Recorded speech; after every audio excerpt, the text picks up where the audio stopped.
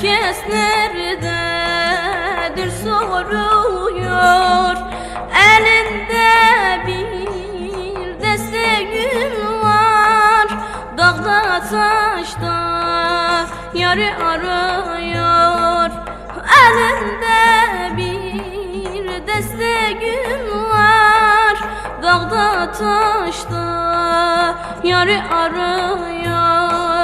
Ah aman aman aman aman, Emrah ölürse mezarına anam gelmesin.